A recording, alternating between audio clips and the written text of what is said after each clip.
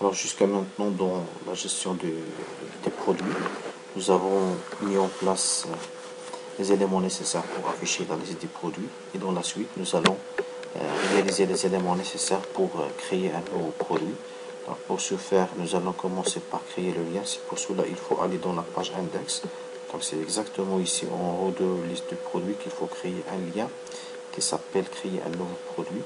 Donc dans la page index, nous allons ici en haut de liste de produits, on va créer un nouveau lien qu'on peut utiliser ici le moteur de vue Razor, donc html.actionLink, donc dans laquelle il faut préciser le nom du lien, bien la valeur sur laquelle on va cliquer, donc on va l'appeler nouveau produit tout simplement, et ensuite l'action à appeler une fois cliqué sur le lien. Donc on va par exemple appeler l'action forme produit. Voilà, donc il faut par la suite créer cette action là dans le contrôleur, parce qu'une fois cliqué sur le lien, on va faire appel à cette action là. Cette action là, elle doit se trouver dans le contrôleur produit contrôleur. C'est pour cela on va aller dans un premier temps ici pour créer cette action là, donc public action result. Voilà, donc forme contrôle, forme produit, qui va tout simplement retourner une vue, d'accord, une vue bien sûr qu'on va la créer par la suite. Donc il faut créer la vue relative à ça, donc créer une nouvelle vue qui va porter le même nom que l'action, donc elle s'appelle formeproduit.ch CSHTML. Donc ici on va mettre créer produit, et ensuite il faut mettre le formulaire. Alors pour le mettre le formulaire, déjà le formulaire dans sa forme classique, il contient la balise form anti/form pour la faire. Donc de la même manière ici, pour utiliser le moteur de vue Razor, donc on va utiliser bien sûr using, et ensuite voilà, donc using html.begin form, et ensuite ça normalement le début du formulaire et la fin du formulaire. Alors par la suite il faut préciser l'action ici, donc l'action égale à par exemple create produit, donc ici, et la méthode qui s'appelle par exemple post. De la même manière ici on va préciser déjà l'action, le premier attribut, donc on va l'appeler create produit. Ensuite le deuxième, il faut préciser bien sûr le contrôleur, le nom du contrôleur, donc ici on l'appelle produit. Voilà, c'est le nom du contrôleur. Le troisième champ, il faut préciser la méthode, donc dans laquelle on va mettre form method.post. Voilà, donc ici nous avons le début du formulaire et la fin du formulaire. Donc ce code là est exactement la même chose que ce code là. Par la suite il faut créer le libellé de désignation, la zone de texte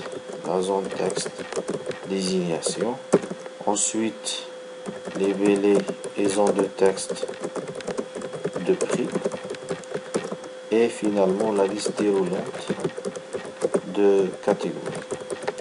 Donc il faut créer tous ces éléments là ici. Donc c'est pour cela on va créer un premier bloc, donc ayant une classe form group, d'accord. Et par la suite il faut créer ici un premier contrôleur qui contient le label, donc ici html.label, on va utiliser ça. Donc par la suite utiliser le modèle de produit, à savoir on va utiliser l'expression lambda ici, point désignation. Alors pour avoir le modèle, il faut importer déjà ici à l'entête du fichier le modèle, donc c'est pour cela que nous allons mettre tout simplement modèle, et on va mettre le chemin de l'entité produit qui se trouve ici, normalement gestion produit, après DA et après produit. Donc voilà, parce que c'est exactement ce chemin là qui se trouve déjà ici dans notre arborescence relative à ça. Donc nous avons le nom du projet, le nom du module, la couche DA et l'entité produit. Donc jusqu'à maintenant, on peut maintenant alors avoir l'intelligence p.désignation. Alors p.désignation. Désignation, on peut voir ça, et en même temps ce contrôleur il peut avoir autre attribut pour appliquer les styles CSS par exemple. On peut avoir HTML attribute et ensuite on peut mettre le new, en fait new ici une classe qui représente le style. La classe égale label contrôle, voilà comme style qu'on va appliquer sur ce label là, et en même temps on va peut avoir un autre div pour ici le text box for pour la zone de texte, le text box for pour la zone de texte. Donc la même chose, la désignation ici c'est-à-dire sans HTML attribute, on peut appliquer directement un style. Donc, mais on va appliquer style ici form control. Voilà, form control. Donc jusqu'à maintenant nous avons mis en place la désignation. Par la suite il faut mettre le prix. Donc de la même manière on va mettre le prix. Alors ici le prix. Et ici normalement le prix. Mais par la suite il faut mettre la zone de texte, ou bien la liste déroulante concernant la liste des catégories. Alors pour la liste des catégories, il faut déjà avoir la valise select, parce que c'est une liste déroulante. Donc le select est là un name. Et ensuite à l'intérieur de select on peut avoir un ensemble d'options. Et chaque option normalement elle a une valeur qui va représentée par l'intitulé. Ici chaque option elle doit avoir une valeur. Par exemple ici c'est l'ID de la catégorie. Donc c'est cette forme là qu'on va essayer de mettre en place pour afficher la liste des catégories pour l'application d'un produit, parce que chaque produit appartient à une catégorie. Donc ici normalement déjà pour afficher, donc nous avons un ensemble d'options. Donc à partir d'une boucle ici for each par exemple catégorie 4 in list. Donc on va avoir un ensemble de valeurs. Donc déjà il nous faut le modèle catégorie. C'est pour cela il faut importer ici le modèle, bien le package dans lequel appartient la catégorie. Donc c'est pour cela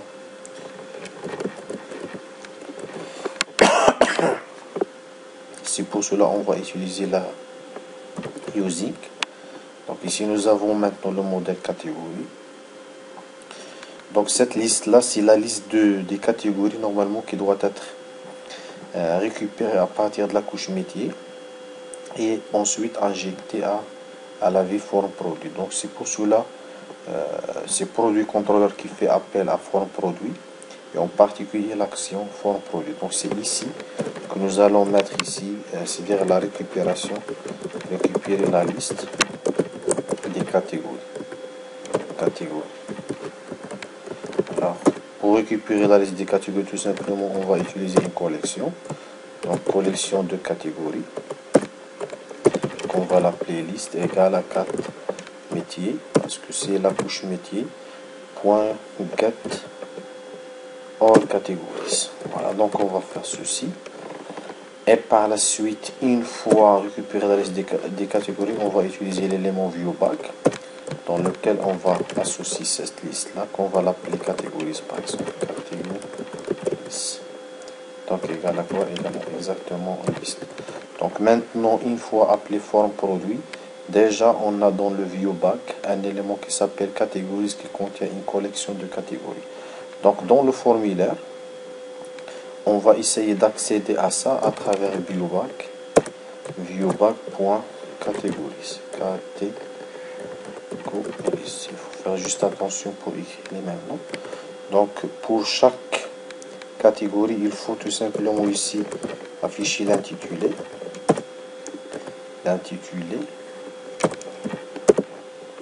Et de même ici, dans value, il faut afficher ID, catégorie ID. Voilà. Donc maintenant, qu'est-ce qu'il reste? Il reste tout simplement un troisième, puis un quatrième contrôleur qui représente le bouton. Donc ici, il faut mettre donc le nom, catégorie ID.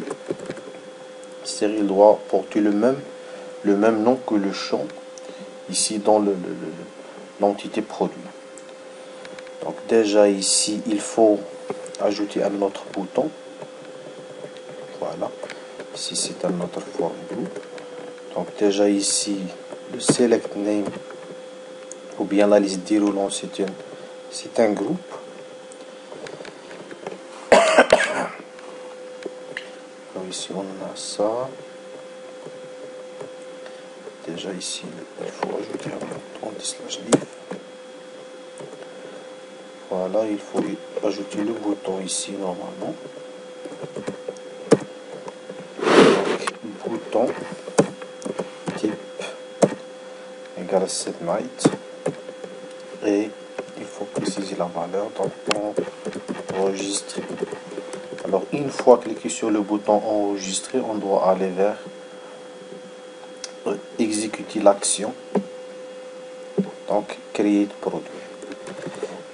Donc c'est pour cela il faut aller vers produit contrôleur pour créer l'action correspondante. Donc public action résulte create produit. Alors dans laquelle on va créer le produit.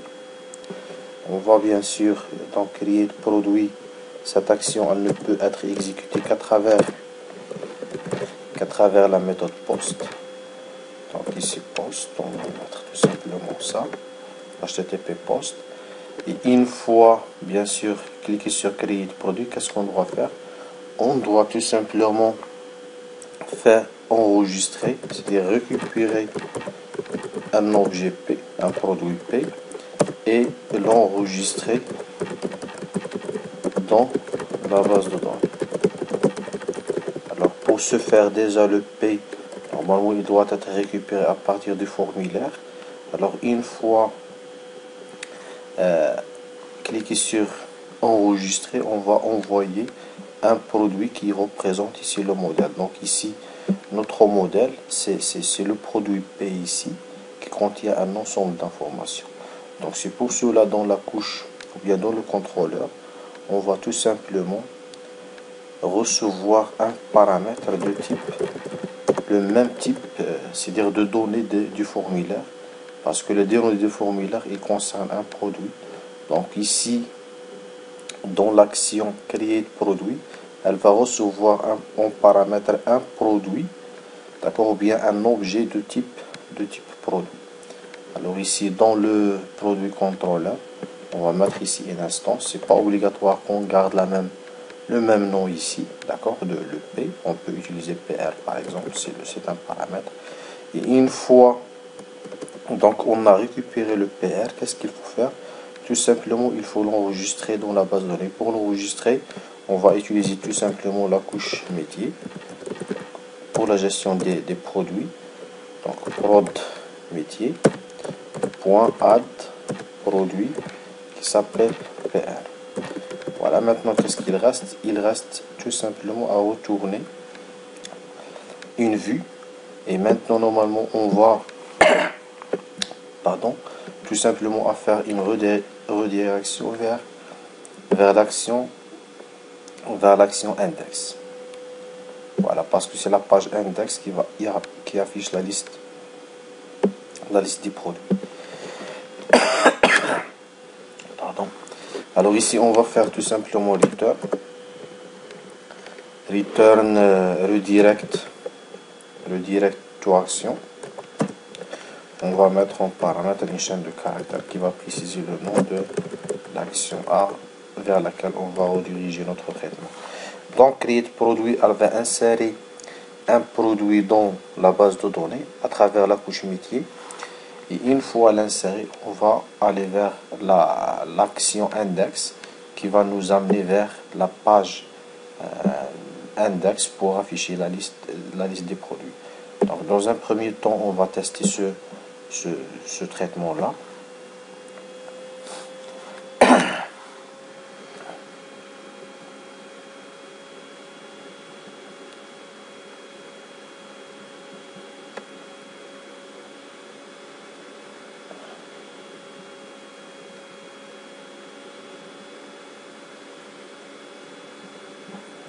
Donc on va faire appel à produit.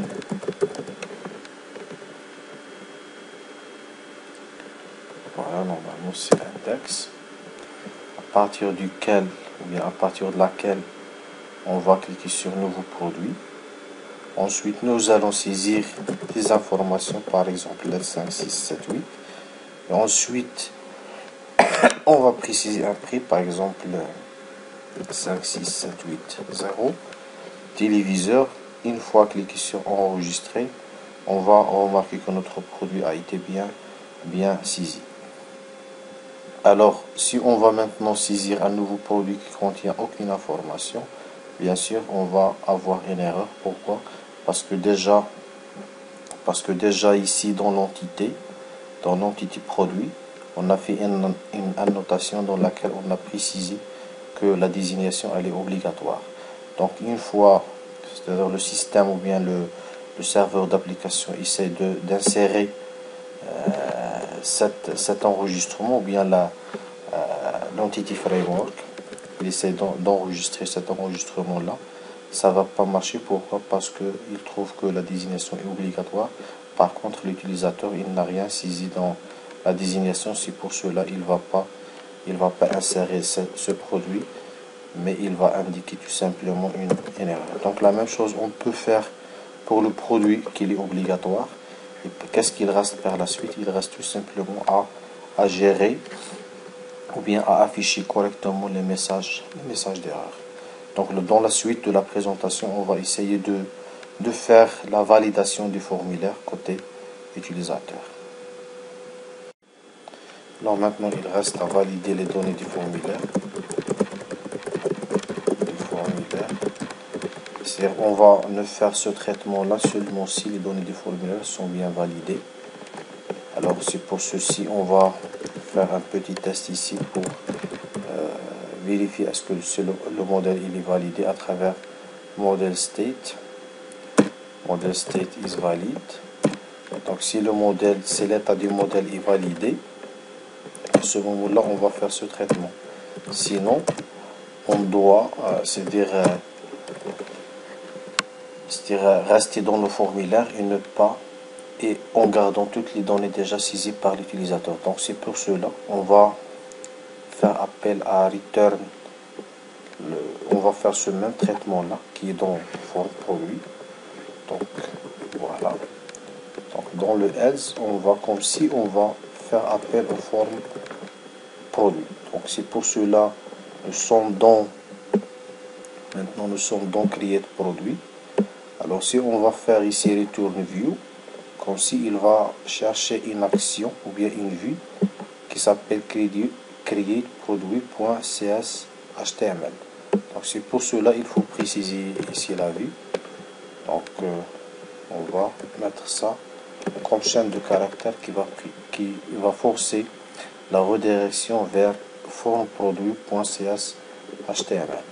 Donc maintenant on ne peut enregistrer ou bien faire appel à ajouter produit seulement si les données sont validées. Sinon, on va faire appel au form produit tout en affichant les données déjà saisies par l'utilisateur. Alors, par la suite, qu'est-ce qu'il reste? Il reste à afficher les messages d'erreur dans la vue. Donc, dans form produit, en plus de les belets et la zone de texte, on peut maintenant faire appel à un autre élément qui s'appelle ici, normalement, message, texte, validation, message, voilà. On va faire appel à ça. Donc, par contre, il va, donc cet attribut-là, normalement, il a besoin de 3 paramètres. Et parmi ces paramètres-là, c'est la valeur par défaut affichée.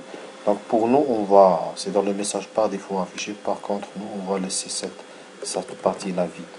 Donc ça peut s'appliquer sur la désignation et aussi sur le prix. Voilà, ici, il y en a 2 divs. Voilà. Donc on va mettre ici le message d'erreur concernant le prix. Alors maintenant, si on va exécuter, on va constater que une fois l'utilisateur ne saisit pas toutes les informations, il a saisi des informations non complètes, à ce moment-là, on va afficher un message d'erreur à l'utilisateur. Dans un premier temps, on va afficher la liste des produits. Bien directement, nous sommes ici dans forme produit.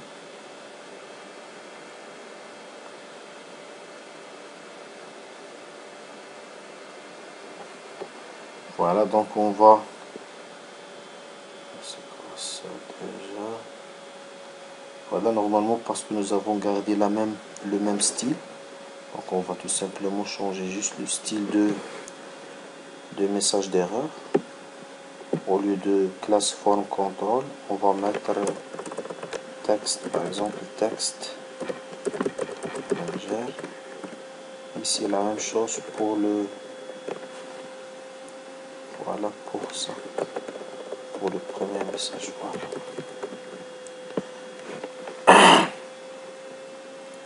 Alors maintenant, si on réexécute, normalement, on doit avoir de toute façon le formulaire changé.